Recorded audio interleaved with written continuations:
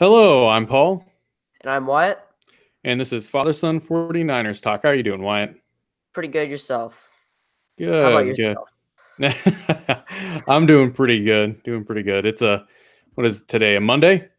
Monday. Yeah, today was my first day back to work since my trip to Colombia. Yeah, how'd that go? It went pretty well. So we spent most of our time, well, all of our time in Bogota. We didn't really branch out into like the countryside of Colombia, which is where my girlfriend's at right now. She's from Colombia. She grew up in Bogota. And we really just spent most of our time kind of traveling Bogota, getting to know her family, seeing where she grew up, the school she went to, the college she went to, all of her dad's businesses that he has there. He had a bunch of stores and different malls and stuff like that. And kind of just traveling and doing that. It's a big city with a lot of big markets, and that's really what we did. So next time I go to Colombia, then we'll branch out and we'll go into like the Colombian landscape and actually see the beautiful parts of Colombia, not just the big 11 million person city. Well, sounds fun. Yeah, it was a good time. I really did enjoy it, and but I'm back. Today is my first day back at work. I'm ready to be back at work. I really enjoy doing what I'm doing right now. So it was nice to get back to work and kind of see some things. I do wish, my girlfriend's at the carnival. We have Mardi Gras going on up here, and then the carnival in Colombia and South America. It's the Mardi Gras. It's the same event, just in the South America. And so she's out doing that, traveling all around, doing all that. And here in about a week, she's going to go to Peru for a friend's wedding. So that's what she's doing right now. But what have you been up to, Wyatt? Not much, just living life, school, and I guess more school. You want to get a little bit closer to your mic, Wyatt. So when you go clear back like this, it gets a little bit harder to hear you. I can hear you, but you get really quiet. So you want to stay about 6 inches to a foot away from the mic if you can. Is that better? Yeah, that's better. Alrighty. Yeah, you can veer from it just a little bit, but just kind of try and stay a little bit close to it. And I think part of it's your room because you got that big wide room, so it's gonna make it sound a lot more echoey. Yeah. Okay. Anyways, yeah. So we yeah, you said just you got school, right? Yeah, school. That's not true. What else have you been spending all your time doing? A lot of football stuff, I guess. A lot of football stuff. What kind of football stuff? Just watching different players, watching different draft prospects. I can't talk. Just watching different draft prospects and then free agency stuff. Just, I don't know. We got a scout here coming up, right? I don't know if you'd call me that, but A talent evaluator, maybe a broadcaster, maybe both. that's what my teacher likes to think. She Yeah, tried to really? she tried to put a $50 bet on me that if she were to come find me in 20 years, I'd be working with some kind of football agency doing something or another. I could see that. I really could. I could see that for you. I think that's pretty neat. And Yeah, we should really there's a bunch of podcasts we listen to that do 49ers podcast, and a lot of these guys, the big podcasts, the Better Rivals, one of the guys is working for PFF now, and you hear it a lot. I mean, just in the podcasts that I've listened to with the 49ers, these guys are doing podcasts, kind of getting their start. They did talent evaluations, or they were scouts for teams, or they did for colleges or whatever it may be. They do podcasts and then they eventually move up and do that kind of stuff. And maybe we can reach out to one of these guys and see if they can help give you some guidance. Cause I really think you would like to do that. That's one of the things I think that you would enjoy doing as a profession. I feel like I'd enjoy that. Yeah, that's pretty cool. So for today, we're going to do a little free agency, some trade talk, and some draft talk. Mostly rumors, kind of what we would like to see, that kind of stuff, our feelings about the 49ers. We talk about that every podcast. And we're going to start off talking free agency. And when we talk free agency, the big thing about free agency, Wyatt, we're going to talk offensive free agency. We're not really going to get into the defensive side today. We kind of did that in our last episode. We're probably going to readdress it again because we get more educated as we look into this and we learn more about what players are available and how it can fit in. And it's even changed now because, Shanahan said that our defensive ends are going to play more of a 9 technique, which means they're going to go out much wider, get a more a wider angle to kind of get into the quarterback. And they're going to focus really more on sacking the quarterback or getting after the quarterback first, as opposed to being a run-first defense. Defensive line, we're going to be a quarterback pressure first defense. So that's, there's a lot of stuff that's evolving, and as we go through the offseason, it's going to continue to happen. So what positions do you think that we should really be worried about on offense with Wiatt? In my opinion, what we should be worried on offense is one position, and that's wide receiver. Yeah, wide receiver. Okay, so if we break down our roster, we were kind of talking about this the other day, right? I mean, so at quarterback, do we really need to pick up anybody at quarterback? No. No, not really, right? We got Jimmy Garoppolo. We have our 2 other quarterbacks. We got Nick Mullins and Beathard, right?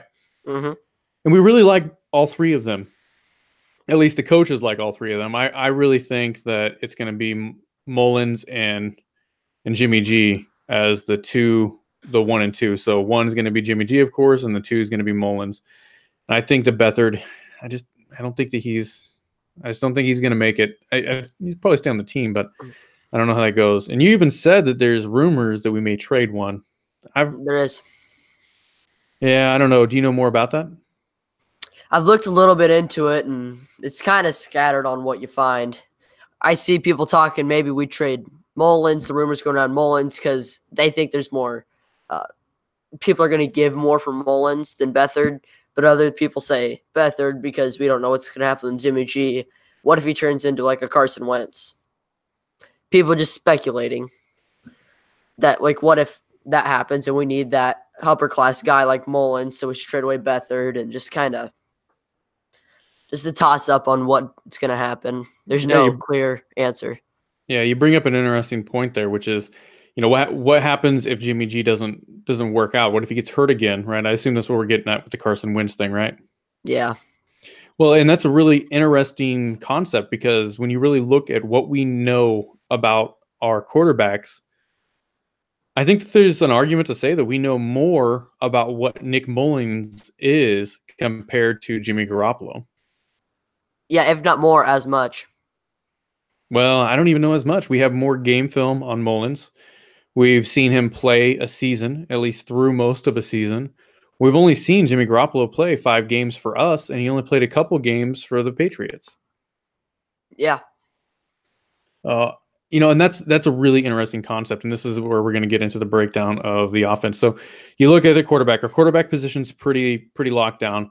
Our running back position, right? We have McKinnon. Mm-hmm. We have Breida. We have Mostert. Right? I mean, we really don't need to bring in a person at running back. We also have Jamal Williams. Jamal Williams, yep, that's right. Jamal Williams. He really played well too when he was on the field, when he got his opportunity. And we have Juszczyk. I mean, we really don't need anybody at running back. So that's kind of one of those positions. Now there is some, what are we going to do in that position? And the other piece that we may actually need is a bigger third down back to really drive the ball in. So that's where we look at. Maybe we get like a Frank Gore, something like that, right? Yeah. But we really don't know what we're going to do with that. So we might bring somebody in, but that isn't going to be a top tier guy. No, by no means. Yeah, maybe not even a second tier. That might be like our third tier, kind of just get a big guy. Maybe a Frank Gore. I mean, at this point in his career, Frank Gore is my favorite player in the NFL. I would absolutely die if Frank Gore joined the team. I would not die. I wouldn't want to die, but I would be ecstatic to see Frank Gore end his career as a 49ers. Yeah. And having somebody like him come in, I think that would be beneficial. We wouldn't want him to carry the workload. We wouldn't want him to get a whole bunch of carries, but put him in. The guy has vision. He can hit holes hard. And gets low. He's like the immortal running back. Yeah. So I was listening to a podcast the other day. It's kind of a story, but not a story. And they brought that up. It was like, if you had the option, would you bring Frank Gore back to the Niners? And as soon as he said that, in my head, it was like, I would do that in a heartbeat. Yeah, absolutely. I mean, that may just be my Niners love coming out, and maybe not logic. But again, we have a pretty stacked running back core. We have a bunch of guys that have done. Ironically, probably the guy, not probably the guy that is the least proven on this team is Jerick McKinnon. He's the guy making the most money, right? Yeah, the least proven, but the guy that says he's our starter and he's the best one on the team. But I mean, we've seen stuff out of Matty B. We've seen Moster. For crying out loud, we've seen Jamal Williams. Yeah, Williams looked good. He looked He did. explosive. He looked good when he was on the field. Mm-hmm. Yeah, he really did. Do you think that there's a lot of talk about Jerick McKinnon coming back? Do you think Jerick McKinnon is going to take Matt Breida's starting position? Yes. You do? I think this because Kyle Shanahan, he loves to have that tool. That guy that can go out, bring him out wide, the slot as a receiver, mismatch up, just mismatches left, right, and center. He loves that kind of guy.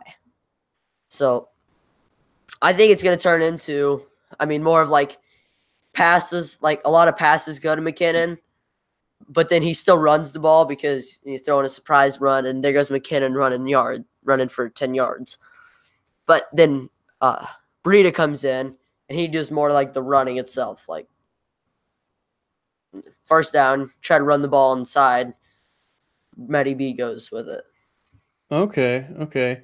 So here is Matt Breida's stats from last year. So Matt Breida had his rushing yards, 814 yards, right? And he was playing injured a lot of the year.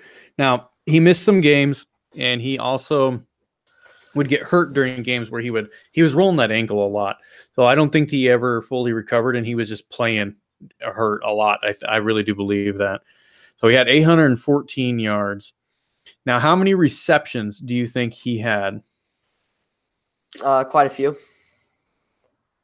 Yeah, he had 27 receptions for 261 yards. Now, that's not a huge amount of receptions. I mean, like, what was it? I think last year they said that Le'Veon Bell, not last year, the year before, Le'Veon Bell had 55 receptions? Yeah. So, I mean, but Matt Breida looked really good. He showed that he could catch the ball. He had really, really good hands when the ball was thrown to him. He's shown that he can do both roles. And maybe if he's healthy, I don't know. What do you think? You think that you're going to take the guy out that if you compare Matt Breida's single season in 2018 to Jerick McKinnon's total production for his entire career, who do you think has more total yards? Jerick McKinnon, his entire career, or Matt Breida in 2018? Okay, if I was using like what I would say normally, I would say McKinnon, but by the question you're asking, I'm going to go with Breida. It is Breida. I need to look up McKinnon's stats real quick to try and find it. Jerick McKinnon. But I got to find him.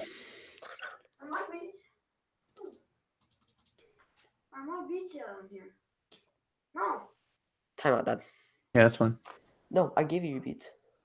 Where did I put them? I don't know. You have them, give them. I don't have them, Caden. I already gave them to you.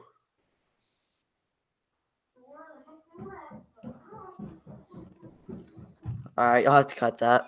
No, that's fine. That's not a big deal. Let me find the Jerick McKinnon stats. Since we're here. Yeah.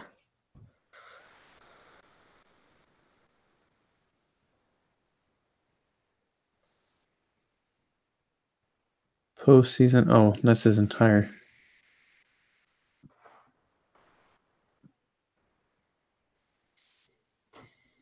I don't like that one. Yeah, no. Let's see. ESPN.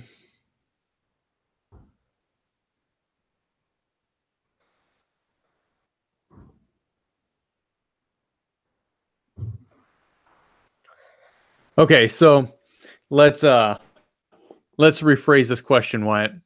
So I'm looking at the stats right here. We'll talk single season to single season, who has the most yard or production in a single season, not over McKinnon's entire career, but over a single season. Okay. And it would be Matt Breida. So it looks like Jerick McKinnon, his total rushing yards, the most rushing yards he had was in 2017. He had 570 rushing yards. And then receiving yards, he did come out to close to the same total purpose yards at 421. So 421 yards, 570 yards. Yeah, I mean, total production. I don't know. I think it's an interesting debate. You know, are we going to go with Jerick McKinnon? Are we going to go with Matt Breida? I really don't know. I hope it's Jerick McKinnon. I have him in my fantasy teams. So, Yeah, I hope so too. I really do. Just, I don't know. I feel like McKinnon's a little bit more of a all-around weapon.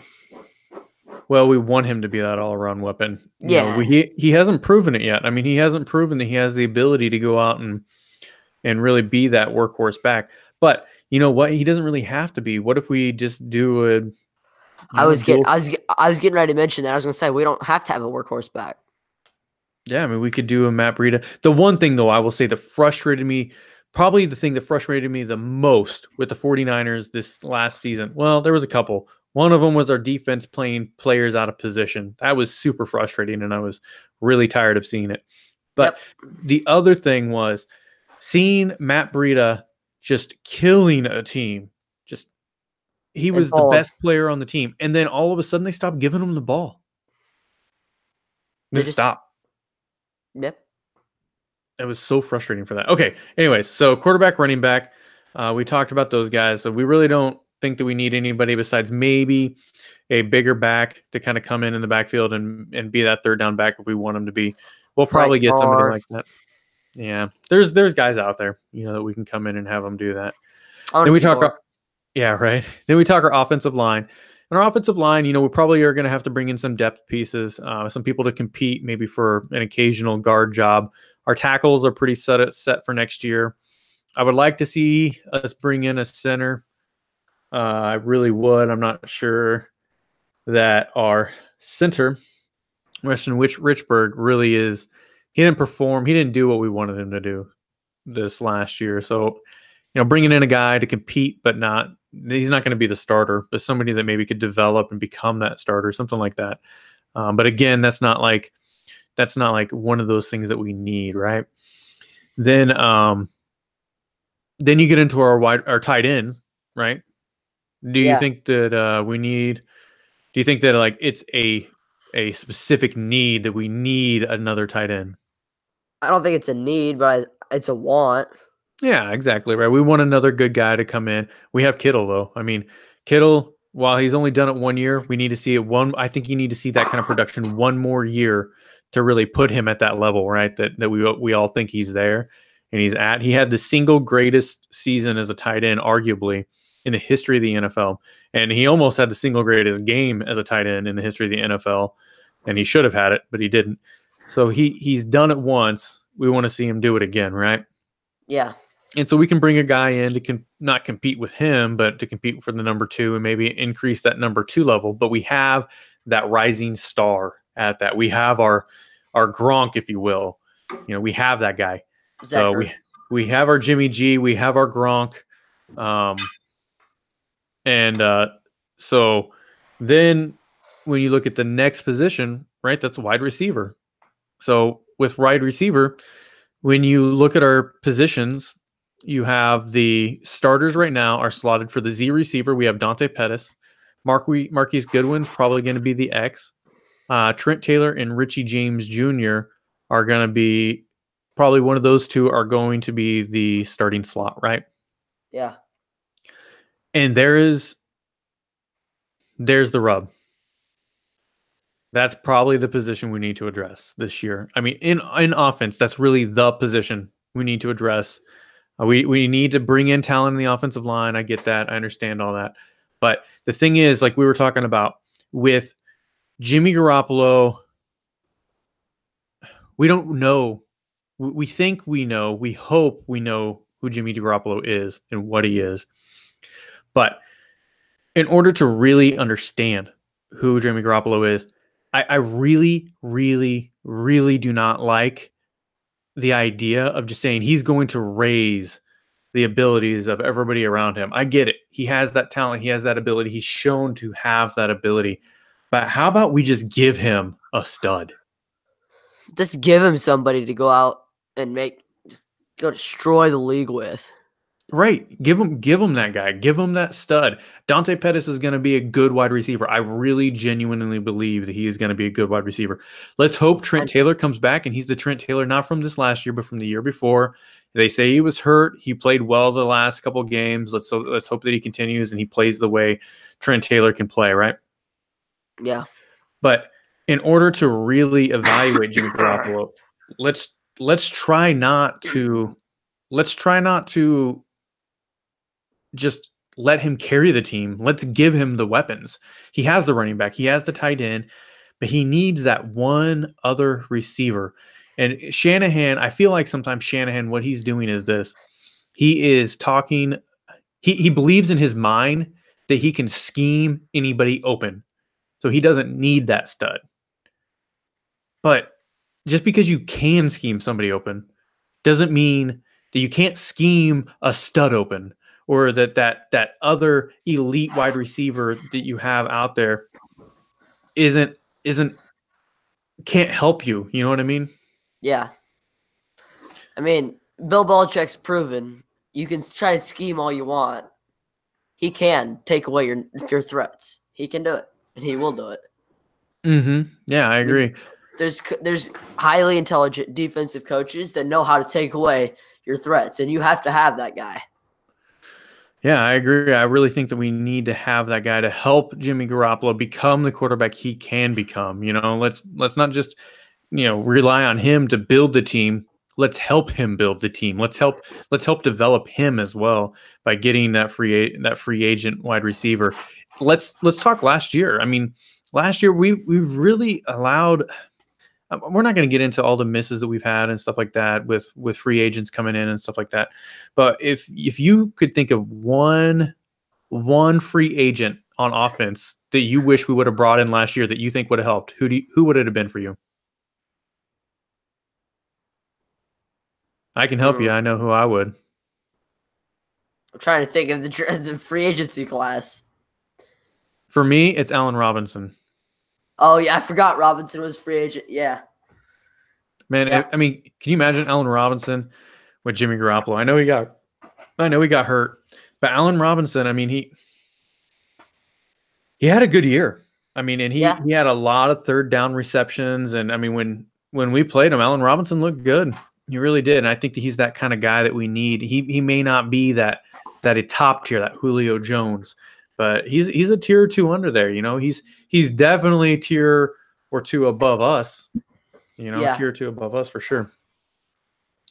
Sounds anyways, like we're talking fantasy. Right. Yeah, I mean, a little bit. And, this is just our opinions, and this is just are you okay, Wyatt? Yeah, I'm adjusting my shoes. Oh, okay. It's like bugging me. One shoe is like not wanting to come up and fix it. Okay, you're making a lot of noise doing it. Yeah, I am. Yeah. Okay, are you better? Yeah, I'm good. Okay, good. Anyway, so when we talk about wide receivers for this free agency class, it's really an interesting free agency class in the sense that there really aren't a lot of names. The three big names that when you talk about the different wide receiver positions and the Z wide receiver, the big names that kind of come out are Dez Bryant, Cody Lattimore, Demaryius Thomas. Those are really the three. I have one guy that I like, and you have one guy that I like, or that you like, and I kind of like your guy too, that we didn't list in those three. We're going to talk about those two here in a second. But of those three, I don't know yours. I know you don't know mine, but I've talked about it with you before. I've talked about it.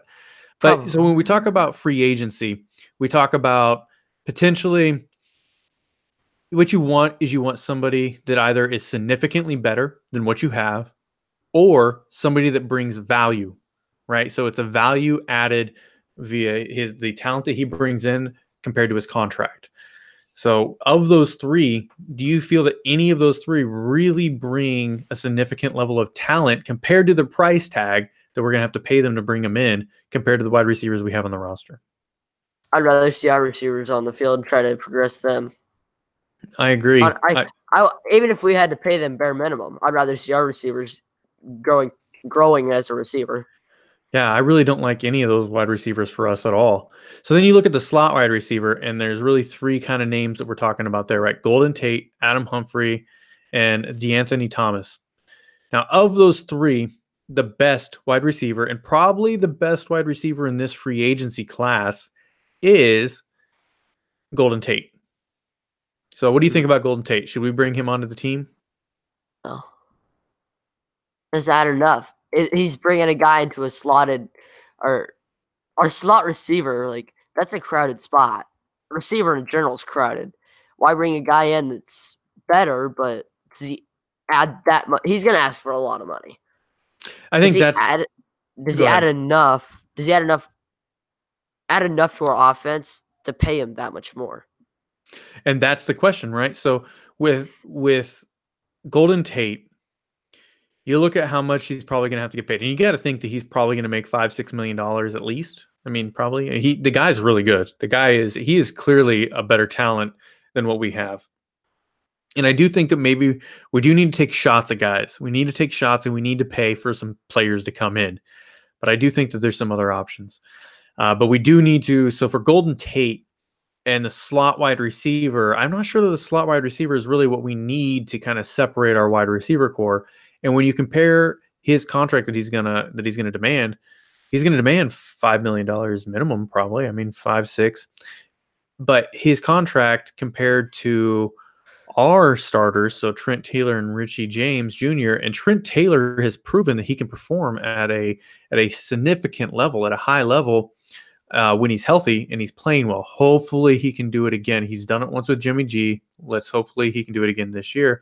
But the combined two contracts of Trent Taylor and Richie James Jr. for their entire length of their contracts, as what were they? 7th round draft picks? Something like that. Yeah. Richie was. I'm not for sure 100% about. I'm pretty sure Trent Taylor was as well. But I'm pretty sure they're both 7th round draft picks. But anyways, the combined value of their total contracts are worth less, or about $4 million. About $4 million. So you're going to have to pay Golden Tate probably $5 million for 1 year, where you can have both of these players for the length of their contracts for less than Golden Tate will cost for 1 year. And when you look at what Golden Tate's going to take away, I mean, that amount of money is money that we can use in other positions to sign our guys or to bring another, valuable cornerback into the defense and really put that money in the defense where we need it to go kind of right now, If we're going to bring a wide receiver, we need it to be out in the X and Z. We need it to be a big guy or, somebody out there in that level. Maybe not big, but, an Antonio Brown, which we'll talk about here in a second, or, an Odell Beckham Jr., which we're going to talk about again, or, whatever it is. So those are the kind of those 6 names. I don't think either of us really like either one of those or any of those guys for our team. So who's the guy that you like, Wyatt? Personally, I like Tyrell Williams from the Chargers. Tell me why. I just like him because he's an amazing route runner, which Shanahan's proven to like, a good speed guy, and he's proven that he can be a good receiver. I like him. I think that that's a really good pickup for us. I think that, he's not going to be that top tier guy, but he's shown he has the ability to produce. Like you said, he's a big guy. He can go and make contested catches in the red zone. I understand. Shanahan says we don't need that guy. We don't need a big guy in the red zone. But in the last couple of years, our red zone, really, for a long time, our red zone deep offense has not been good. But Shanahan is very good between the 20s. He gets that spread offense going. He spreads out the defense, and he can get those shifty guys running and get them open and make plays. And he drives from the 20s to the 20s really well. But when you get into the red zone, we haven't been able to really bust through that barrier. We performed under expectations in the red zone. And a big wide receiver, I think, would really help with that. I agree. So Terrell Williams, the guy I like is not a free agent, but I would really like to see us go out and get him, and that's AJ Green. I would really like to see us go out and make a trade for AJ Green. You know, I don't really want to see 2019 draft picks traded. I don't want to see that. We do not need to trade 2019 draft picks. We need to go all in this year. And not all in is in like we need to trade our future in or anything like that. But I mean, if we got to trade a third round for AJ Green, trade a 2020 third round, not a 2019. We need to win this year.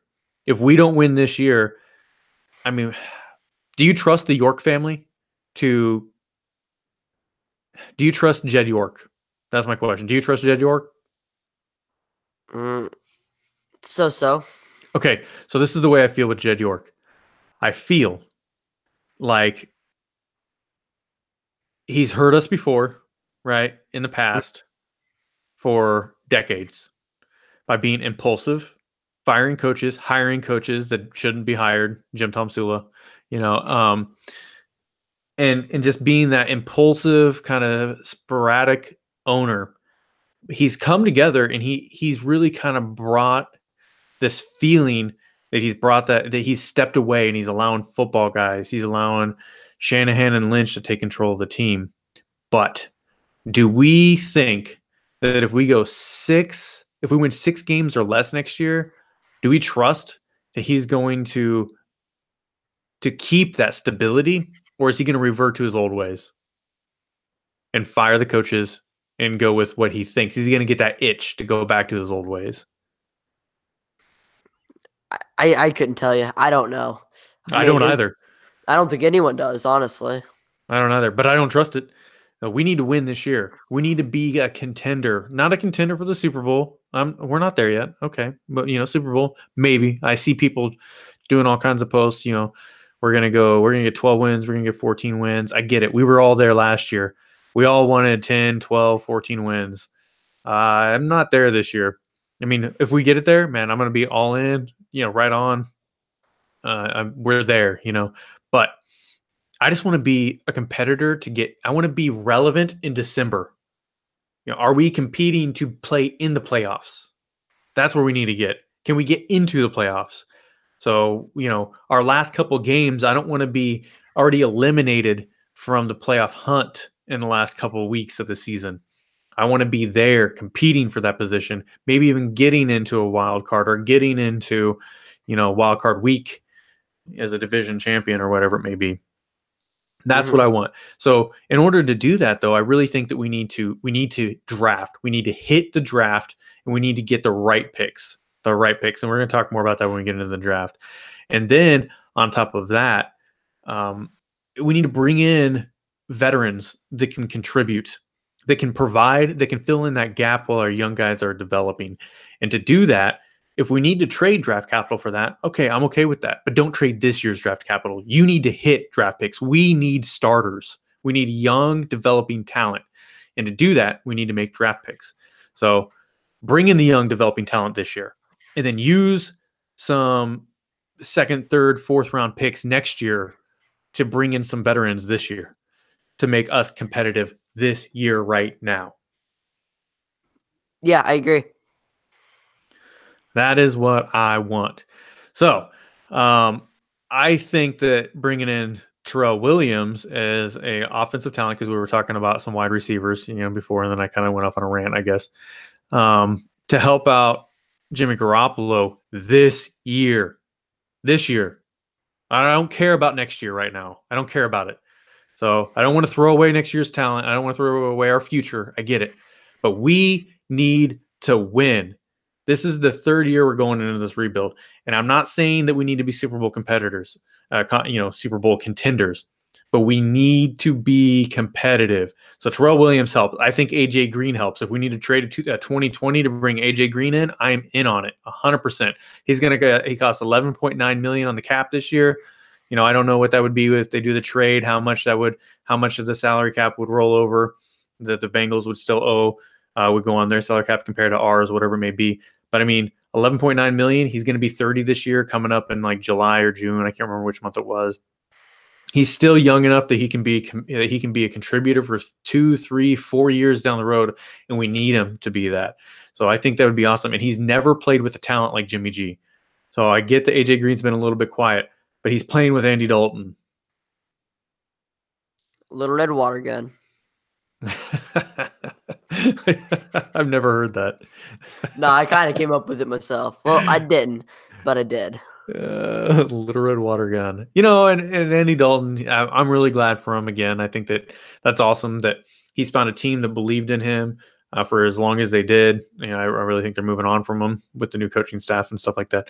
So, no, I'm not trying to disparage Andy Dalton, but Jimmy Garoppolo is another tier. And if you can put AJ Green with Jimmy Garoppolo, and then you have your shifty Dante Pettis with Trent Taylor running around, Jerick McKinnon and Matt Breida, and then Kittle running around, man, that is an offense. A competitive offense. Yeah, with Frank Gore punching it in from the 3-yard line, Yeah. So I got a little background on Little Red Water Gun. A buddy of mine, he's redhead as you can become, like straight redhead, and he's pitches for one of my baseball teams. So I've always called him Little Red Water Gun, just picking on him. Amazing pitcher, but just fun to pick on your friends sometimes. Yeah. So I called him Little Red Water Gun, and then I realized Andy Dalton. Yeah, that fits him. I like it. Yeah. I like it. Okay, so now we're going to get into some trade talk. We've talked wide receiver, or we talked the free agent, and really mostly just wide receiver free agents. That some names that we like, but now we're going to talk some trade talk and Antonio Brown. So there are really 3 teams that have been reported. I think it's actually changed. I think I saw another team kind of come in, but the 3 teams I read about a couple days ago were the Raiders, the Redskins, and the Titans. There's another team that kind of came up, and I can't remember who that was, but those are the 3 main teams right now. But the 49ers say that they're not interested. I mean, that's all the reports, that the 49ers are not interested in Antonio Brown. Should we be interested in Antonio Brown? No. No? No. Okay, why? I don't like the comment he made. That tweet he came out with, I think the exact words were, if the team doesn't play by my rules, then I don't have to play at all. Or something like that. It was something on those lines. And I really didn't like that comment. It was about talking about how he doesn't need football. It was like, yeah, okay. right. Yeah, he doesn't need football. He's got his career. I mean, I don't want to put words in his mouth, but I mean that's essentially kind of the message that came across, right? I don't need them. They need me more than I need them. It's kind of an attitude that I can play for any team and be of value, which he's right. For the most part, he's right that if he plays at the same level he was playing, then yeah, absolutely, he's going to be an asset to any team, and he's going to change the complexity of that offense. So he is kind of right, and that's awesome. But I agree. I really don't think that I was on the Antonio Brown train.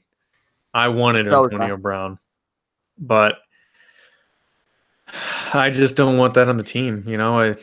I want to win. I do. I'm willing to accept a little bit of a diva coming onto the team and doing his thing. I mean, we're the 49ers, right? We had Terrell Owens. We had Terrell Owens, and I mean, wide receiver diva, right? I mean, so we get it. But I'm just not into it. Yeah, I think that moving on from Antonio Brown is the right move. I mean, just kind of going back to your guy that you like, AJ Green. When was the last time you heard him and like a big deal where he's getting in trouble or tweeting something that people don't like to hear? It's like, when was the last time you heard something out of AJ Green? AJ Green's a really solid player, and I've heard that he's a really good character in the locker room and just the way he prepares for the game. Another guy, Julio Jones. When have you heard him? Like, when have you last heard him in the news? Yeah, I mean, Julio Jones, but I mean, we don't have an option for Julio Jones. That's not going to happen. No, I was just thinking of receivers that, because there's a thing going around, like all the good receivers are divas. It's just something you're going to have to accept if you're getting a good receiver. And I just kind of highly disagree with it. A lot of them are, but you have guys like Julio Jones or AJ Green and that aren't. Yeah, I mean, they aren't. I mean, they may have a little bit of pep in their step. I really don't think AJ Green has much of. I think he's a really calm, kind of demeanored person. But I don't know. I mean, I really haven't read a lot about either one of those wide receivers. But that's kind of the point, right? You just don't hear Yeah, about them in the news that often, other than the plays that they make. yeah. So that's going. So we are out on Antonio Brown. Makes me a little bit sad in the heart because I really like Antonio Brown. Then the next one is OBJ, and we're gonna get into some more OBJ talk a little bit later. But would you be open to trading for Odell Beckham Jr.? Should we be shopping that trade? Mm, We're talking that's character right now, right? We're talking character. yeah. Character wise, I'd be a lot more willing to get him than Antonio. Okay. Yeah, I guess character and talent. We can talk. I mean, because Yeah. that's kind of you're talking. You got to take one with the other. The talent's what makes him a valuable asset there for the 49ers is that he has that ability, that talent. And that's why you'd be willing to put up with a little bit of his antics as a person off the field. Not Yeah. antics. This is his lifestyle, the lifestyle he chooses to live, and kind of the people and places that he puts around himself, that kind of stuff, right? So, yeah, Odell Beckham Jr. I think that's an interesting trade for us, and there's a lot of rumors. I mean, that today I have read so much about the trade rumors with Odell Beckham Jr., and we're going to get into more of that here in just a little bit. Okay, so Yeah. you saw that question that I added in kind of last minute, and we're going to talk about that. So we are going to talk about two more guys in free agency that are not offense. I know I said that we weren't going to talk defense, but there were two guys I kind of wanted to bring up. One was Earl Thomas. Do you still want to bring Earl Thomas onto the team? Of course I do. Yeah, of course, right? So, what is your opinion? What do you think is going to happen there? You were talking about this the other day, and you made a pretty interesting comment. Yeah. I want to see Earl Thomas, and I see a lot going on with the whole. Oh, Earl Thomas moved his whole family to Texas, and when you really look into it, if he had full intentions, like 100% intentions of playing for Dallas, and he wasn't looking anywhere else, why wouldn't he move his family closer to Texas? Yeah. Mm-hmm. Or not to Texas, but to Dallas. If you look at him, it's like where he's at is like 3 hours from Dallas. It's closer to Houston than it is to Dallas. Well, and so what I read about it and what everybody else has read is that Thomas wants to play for Dallas, Earl Thomas. And this kind of came out in the draft, so I don't know. I was listening to draft talk when this was happening, or not draft, but the combine. I was listening to the combine, watching the combine as I was doing homework and stuff this weekend. And what I heard them talking about was that Earl Thomas wants to play for Dallas, but he is not willing to give Dallas a hometown discount. He will take the highest bidder. Yeah, that's what I was hearing. So should we take him up on that? Should we be the highest bidder? Yeah. You should. Okay. I mean, you can't tell me right now where you're standing that you think Dallas is going to outbid us. You can't what? You can't tell me that you think Dallas is going to outbid us on Earl Thomas. Yeah, I don't know. I'm a little bit hesitant. I really don't know. It's we pay a lot of money for positions that just I'm not sure about, you know? I mean, we paid a lot of money for Juszczyk. We paid a lot of money for Malcolm Smith. We paid a lot of money for Jerick McKinnon. But we seem to not be willing to pay a lot of money for people like Allen Robinson, right? And we're willing to pay a lot of money for these positions and for these players that I just not necessarily, I don't really believe in. And so, I mean, are we going to be willing to pay that money for Earl Thomas? I mean, he did have a broken leg, right? So he had a broken leg. Mm-hmm. The injury is not as severe as the Richard Sherman injury. And when he was playing, he looked really good. I mean, he didn't appear to be slowing down. So hopefully he comes back and he's healthy and he really kind of shores up that defense. I think that it's a good move. I think bringing in Earl Thomas, spend a little bit of that money we have, bring him in and kind of be that gap, right? Be that guy that kind of brings in and that brings in and fills in that gap while we develop our younger guys to kind of take over in 3 years. Yeah, I like that move. I think to bringing in Earl Thomas.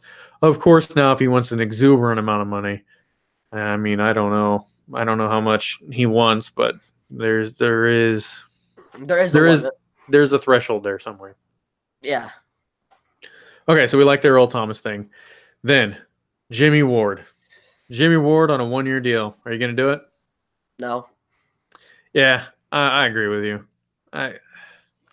We paid him a lot of money last year. It was like $8 million. We paid him $8-9 million to kind of be that guy. And then he was a backup. And then when he got in the field, he just didn't play well. And then he was injured. And I like Jimmy Ward. I really was a fan of Jimmy Ward when we brought him onto the team. But when have you seen him on the field? But I'm ready to move on from Jimmy Ward. I really am. Bring in another guy. Bring in another guy for that price tag. Maybe he ends up being another Jimmy Ward, but let's just bring another guy in. That's the way I feel about it. Like the guy, I do. I like, but I'm ready to move on. So that's the way I feel about that.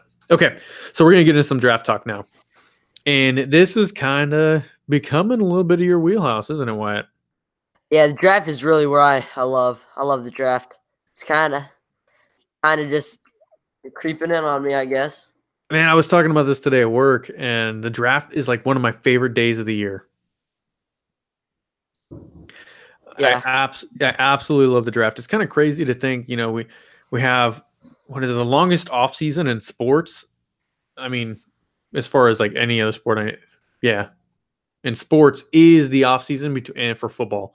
So we have a hugely long off season, and but the NFL does a good job of keeping you hooked, like the true fans, the fans of the teams, with free agency, the combine, the Senior Bowl, combine, free agency, the draft, right? I mean, there's all this stuff that goes on preseason, right? So they kind of keep you engaged through the season, but then you're starving for knowledge for weeks at a time in between these events, and but I really do love the draft.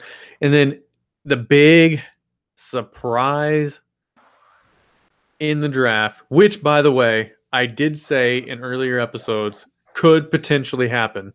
I didn't predict it, so I'm not going to go that far. Just to say, hey, you never know what's going to happen. The Cardinals could trade out. They could want this guy, right? There's a whole bunch of stuff going on. But is Kyler Murray in the Cardinals? So Kyler Murray and the Cardinals, there are all kinds of rumors going on right now that the Cardinals would be potentially willing to trade Josh Rosen and draft Kyler Murray. Do you think, what is your opinion? Is that real or is it a smokescreen? Ooh, I don't know. I want to see it happen. I really do. Just so we can get Bosa. It's really the only reason. Yeah. That's really why. So personally, go ahead. I'm going to go with it's real. I am. Just because the head coach has already came out and said before he had anything to do with the Cardinals and the number 1 pick, said if he had the chance to take Kyler Murray, number 1 overall, he would do it. He also drafted he recruited Kyler Murray out of high school. This is his guy from high school. Yeah.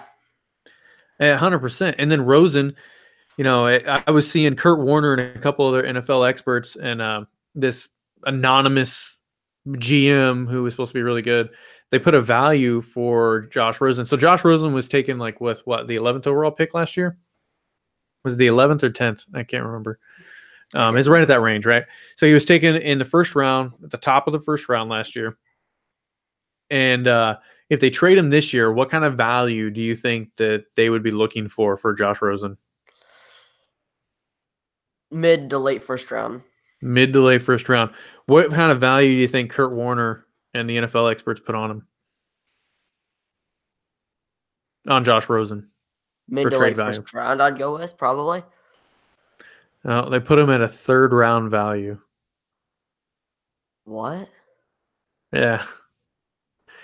They said that he's not worth more than a 3rd round. Wow. Yeah, that's kind of tough.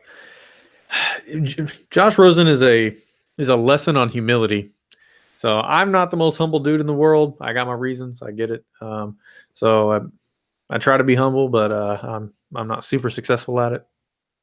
But coming out and saying as a college player that's never played an NFL snap in his life, that has a history of getting injured, and then coming out and saying, the entire NFL is going to regret. There's 10 teams that's going to regret not picking me. I'm going to make them, regret this day and that kind of stuff. However he said it, and coming out and just being that kind of in your face. You need that confidence, but you got to edge it just a little bit, bro. And you got to edge that. So he could end up being. That's going to be on NFL highlight reels for the rest of our days. Yeah. Especially if he's a bust. So I mean, it's gonna either way. If he's a bust, or if he ends up being the next Tom Brady. I mean, one way is a good, is positive. The other way is it's not so positive. But Tom Brady was quiet. He was humble as he was coming into the NFL. He was an underdog. And then even Joe Montana was a kind of quiet kind of person as well. And I kind of respect that a little bit more than I respect the I'm the greatest of all times and kind of downplaying other people's talents. I mean, when you're saying that, there's 10 people that are going to regret it, you got to say, well, did he just diss the other 10 players that was taken before him? I mean, I don't know what that means. I don't want to put words in his mouth. So, but anyways, so yeah, 3rd round draft pick. And I was talking about this at work as well. I don't understand if this is a smokescreen, if this is some sort of game that they're trying to do to throw the scent off. I don't understand it with the first overall pick. Yeah, it's not like you have the 3rd, 4th pick in the draft and you need to get somebody. Or let's look at the McGlinchey pick. Yeah, you have the first pick. There's nobody can trade in front of you to take your player. No.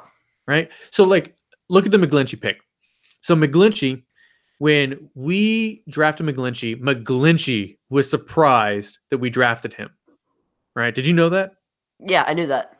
Yeah, because we didn't even talk to him. We didn't do an interview with him at the combine. We didn't bring him into our camp. We didn't go watch him.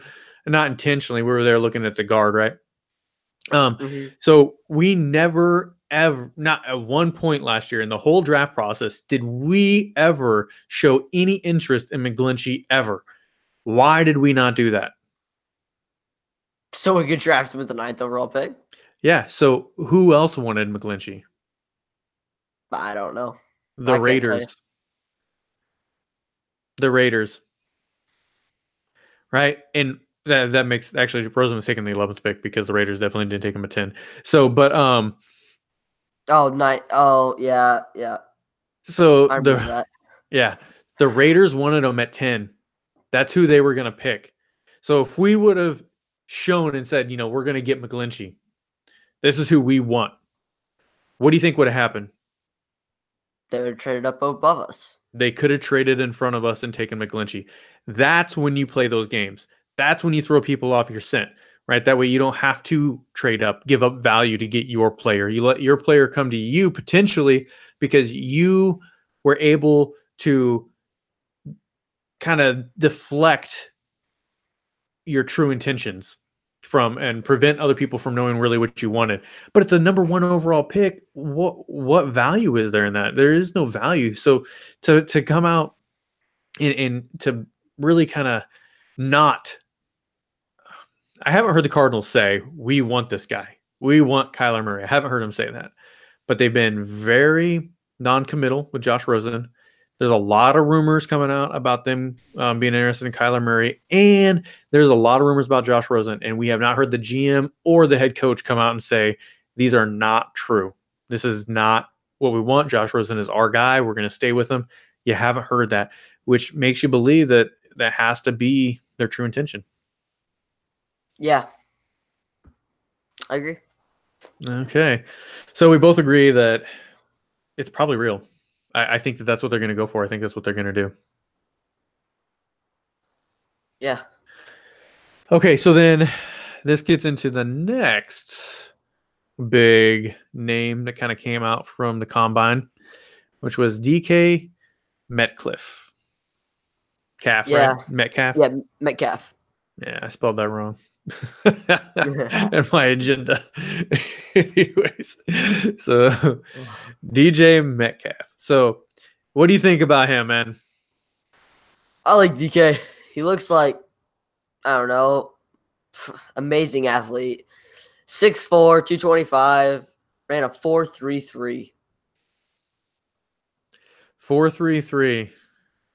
That is Yeah. fast. That dude is giant. Yeah. He Yeah, looks like, I don't know, bulletproof or something. yeah, he really does. And then he had 27 reps on the bench press. Right. I mean, the dude's just a beast. His vertical was 40.5 inches. Mm-hmm. I mean, he really is good. I mean, people are sitting there talking. There's people saying, should we take him number 2 overall? Do you think we take him number 2 overall? Do you think that we take him over Allen? Allen or Bosa? We take Bosa. We take both. Oh, that's good. We take Bosa. Yeah, absolutely right. Yeah. Yeah, we I'm take 100%. Bosa. I'm 100% in on that. You know, if Bosa's there, that's where I'm at. I agree. We need to waste 0.5 seconds. We need to have a card already written up that has Nick Bosa's name on it. And as soon as you hear Kyler Murray, you hand it to the guy. All right, run. So, well, that's interesting. So, is there a first round dream scenario for you? Is there a scenario that we don't get Josh Allen or Bosa? I'm sorry, I keep on saying Josh Allen. In my mind, Mm-hmm. the Cardinals already have Bosa in my mind. Yeah. So I keep on thinking Josh Allen. But anyways, so is there a scenario where we don't get Bosa, but he was available that you would be okay with? We fill pass rush through free agency with quality guys or a trade of some sort if that were to come out of the woodwork. Something like that. If we got edge rush, if we got quality edge rush, then yeah, there is.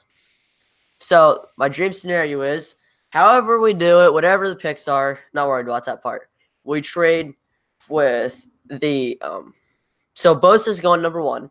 We trade with the Jaguars to jump the Giants, and they take Kyler Murray at number, but we get Ramsey in the deal. We get Ramsey, their pick, and we have to give them another pick from a different year this year, something. We go back to number 7. Number 7, we take DK, Jalen Ramsey for corner, DK for wide receiver, edge rush figure out in free agency. And second round. And second round. My guy in the second round is Brian Burns. Oh, okay. If Brian Burns shows up in the second round, we pull the trigger on him. Man, I like that. Yeah. I would be okay with that. You like that scenario, yeah. So the only way I'm okay with that is if Bosa is not there too. Yeah, same. Here's the thing, and this is where I just get, again, I'm getting a little frustrated. I think we're trying to be too smart. I really do. We do not need to be too smart in this draft. We just need to hit the draft. We just need to pick the right guy. And if he's there at number 2, don't overthink it. Get him. Cha-ching. All right. Yeah, I get this whole trading down, and we already missed one Bosa, right? Yeah. Yeah, we already missed one. We missed one Bosa. Let's not miss out on the second. Yeah. If he's there. You know, so it's just pick the guy that's there. Don't worry about getting too cute. If Bosa's not there, I'm really okay with the trade back, you know, trying to pick another player back in the, you know, I mean, hopefully mid to back end of the top 10. We get a couple other picks with it. I mean, whatever it may be. And I'm really okay with that. I like that idea. But if Bosa is there, I just don't see any other option. I say we take him. Let's just not outthink ourselves. Let's not outthink ourselves. We need to bring talent. We need to bring talent. We need to bring starters. That first overall pick needs to be a starter, somebody who comes in and provides value. And if it's on defense, as a pass rusher, he needs to be a 3-down player. I don't want a situational player. We need somebody that can come in and start and play at a high level. In my opinion, and only my opinion, because I see a lot of people with different opinions, that guy's name is not Josh Allen. I agree. I do not. This is more of a gut feeling, and I don't feel good about the Josh Allen pick. I don't. In my opinion, he's a 3-4 outside linebacker. So he's a 3-4 outside linebacker. And when he wins on getting sacks, does he have good numbers in college? Yes. Go watch the film. He doesn't win off technique. He wins off of pure athleticism. Yeah, he runs around them. Jadeveon Clowney, look at him. Did he live up to the hype he had coming out of college? I mean, he's a phenomenal player. He's a phenomenal player, but I don't think he lived up quite to the hype that he had like hype. I think part of that's to do with injury. He hasn't been on the field. It's true. Just I don't know. You see him not winning sometimes because he has grown a lot of moves. But when he first came out, he was run around him. Go run. Pure run around athletic winning guy. Yeah. And that's what Josh Allen is right now. You see Josh Allen, he'll run into a bull rush. He'll try to bull rush all the time, and it doesn't work. His bull rush doesn't work. He's too small. Not strong enough. Yep, I agree. Yeah, I don't feel good with the Josh Allen pick. I really think that the trade back, get more picks, bring more players in. If it's Bosa, take him. Don't think about it. We were talking about wanting to tank the entire. We were mad when we won games because we lost Bosa, right? So if we still get Bosa, and don't overthink a good thing, Just think what you have to think. Yeah, take it. Okay. So we agree with the dream scenario. If Bosa's taken number 1 overall. If Bosa's taken number 1 overall, I want to see us trade back. I really that's what I want to see. Trade back, get our guy, whatever it may be. In the background, maybe we trade, we get a player on top of that. We'll talk about that here in just a little bit, right? Whatever could happen. So then the next, you did have another wide receiver that we were kind of looking at, right? Yeah. Tell me about it. I like AJ Green out of Ole Miss. The other guy. That wasn't who we talked about. I mean, you have talked about him, but that isn't who I meant. Oh, I'm talking draft. Oh, okay, you're thinking him. Okay, I've talked about quite a few receivers. I like a lot of receivers in this draft, by the way. I know you do, yeah. I like Debo, AJ. The guy you're talking about that goes by the name of Hakeem Butler. Yeah, that's who I was talking about. 6'5", 4.48. Yeah, 6'5", 4.48 40 time. He had a 36 vertical, which is not very high compared to the 40.5. But I mean, the guy can still. He's a big, strong, fast guy, and 6'5". He can jump. Yeah, he's 6'5". I mean, the guy can play, and he's from Iowa State. I mean, right on. I'm not an Iowa State fan, but I am an Iowa fan. So I vote for Iowa or Iowa State if they're not playing Iowa.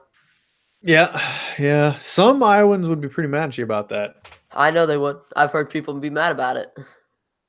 Yeah. Anyways. Okay, yeah. So I like Hakeem Butler. There's some other guys out there for wide receiver. I do like the Hakeem Butler pick, picking him up.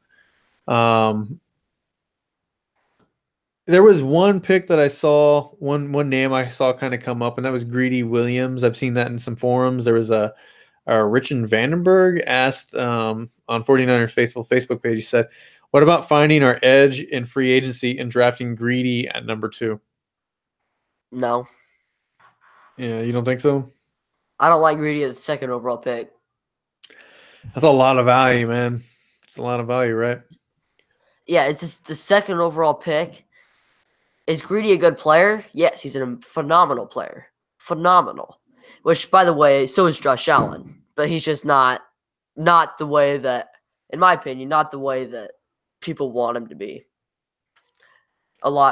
I get into him, but I'm not going to. I already did that once. Greedy Williams, he's a phenomenal player. Amazing man cover corner. He's got good zone.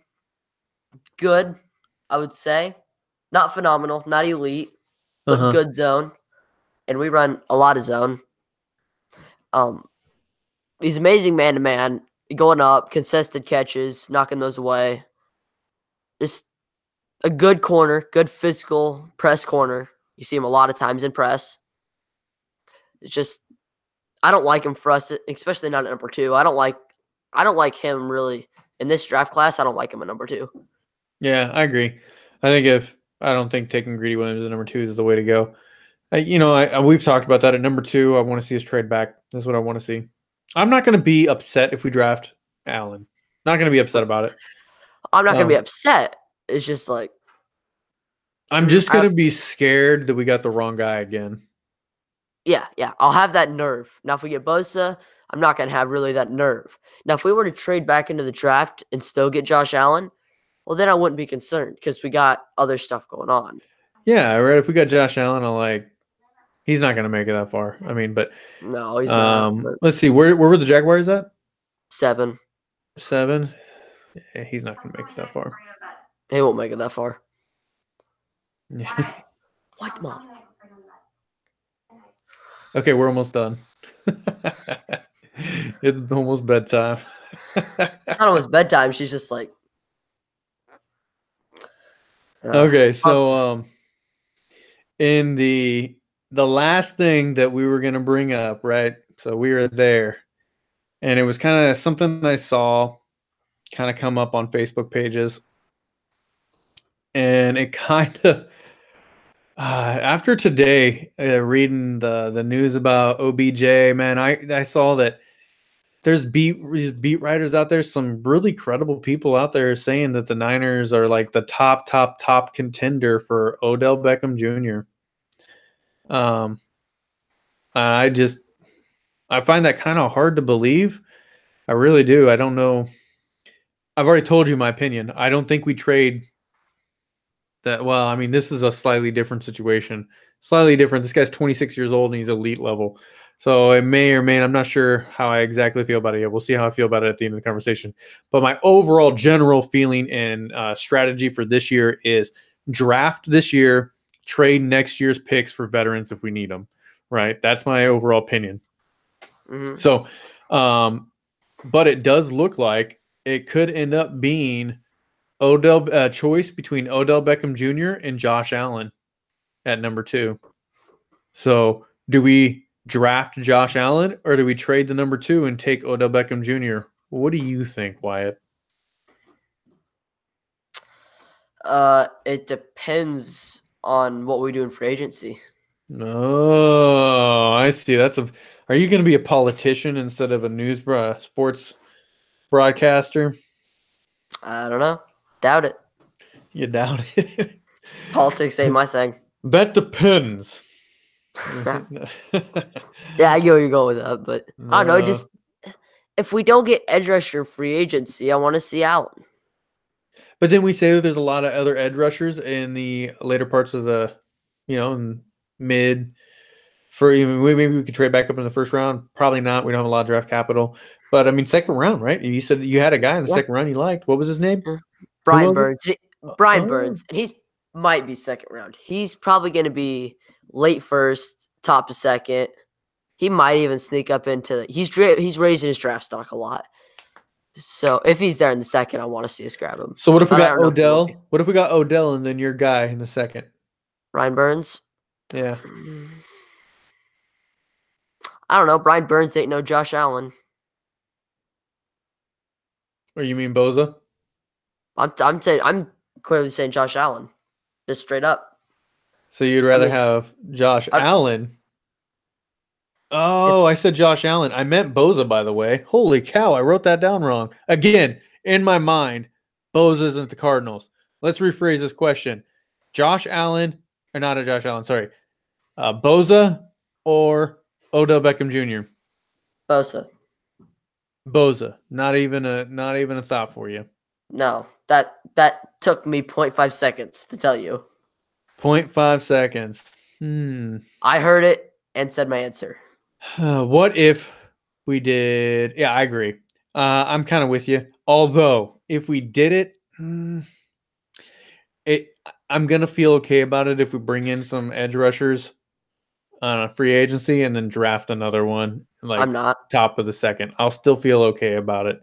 I'm not saying I'm gonna feel great about it, I'm not. but I'm not gonna feel great about it or okay with it. but I'd be I frustrated. I think Boza is the guy for us. I really do. Now, what about this? I don't know why I didn't think about this. Because the Giants need a quarterback, right? Mm-hmm. Mm-hmm. So, Mm-hmm. dude, what if they took Boza at 1 and then we traded our second for Odell?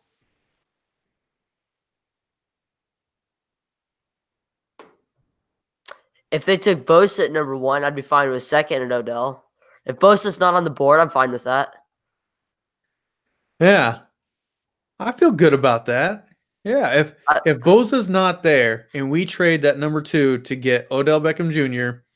and then we draft another guy in the second round at the top of the second, it's basically a first round. I mean, you got to think it's yeah, not. it, I mean, but it's it's it's basically not.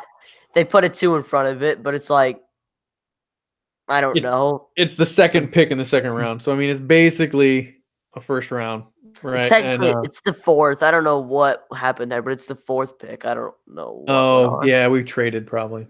Yeah, it's some trade went on, but it's it's the 4th pick.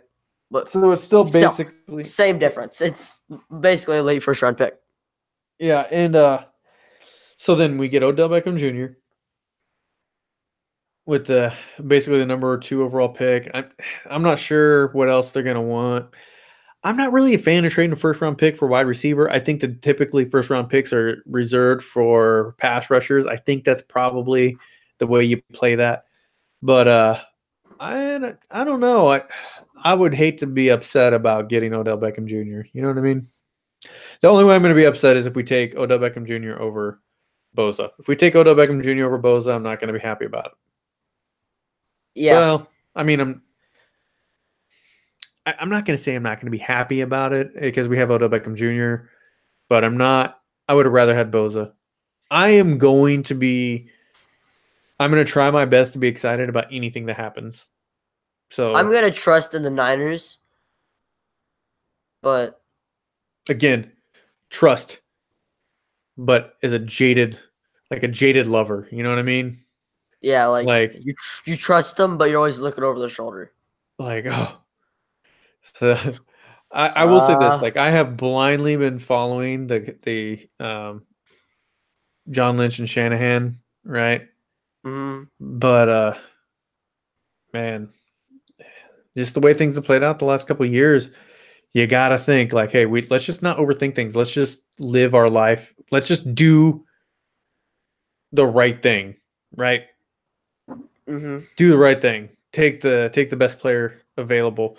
Oh, speaking of the best player available, not the best player available if it doesn't make sense, right? So it's like, oh, we have Jimmy Garoppolo, and let's say Kyler Murray was hands down the best player in the draft, right? But we have Jimmy Garoppolo. And like, well, we have Jimmy Garoppolo, he's our guy, but you know what? This Kyler Murray guy is pretty good, so we're going to draft him too. Does that make sense? Yeah, yeah, I like it. I You like like it. it? I Mm-hmm. like it. Yeah, that's Mhm. called sarcasm. Yeah, I get it. Yeah, I think Shanahan would keep his job after that.